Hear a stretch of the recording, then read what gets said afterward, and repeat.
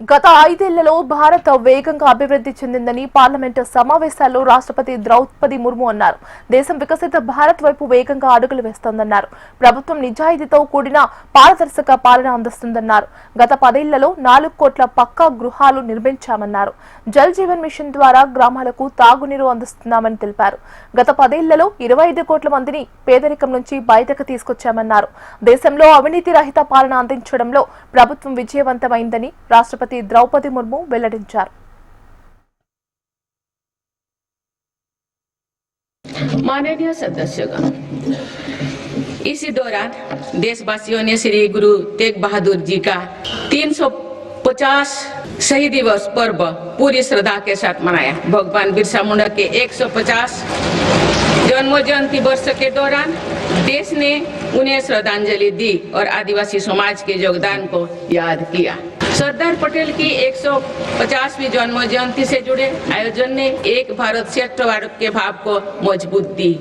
सभी देशवासी इस बात के भी साक्षी बने कि कैसे भारत रत्न भूपेन हजारिका की जन्म शताब्दी के समारोह सूर और देश का एकता के भाव से भर दिया गया है।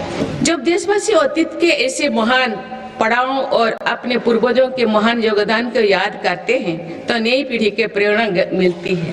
ये प्रेरणा विकसित भारत के और हमारी यात्रा के ओर गति देती।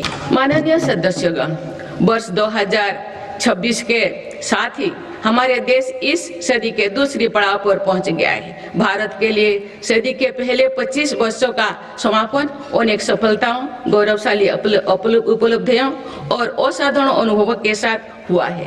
बीते 10-11 वर्षों में भारत ने हर क्षेत्र में अपनी नींव मजबूत की है। ये वर्ष 2047 तक विकसित भारत की तेज यात्रा का बहुत बड़ा आधार है। माननीय सदस्यगण, बाबा साहेब अम्बेडकर ने हमेशा समानता और सामाजिक न्याय पर जोर दिया है। हमारे संविधान भी हमें यही प्रेरणा देता है।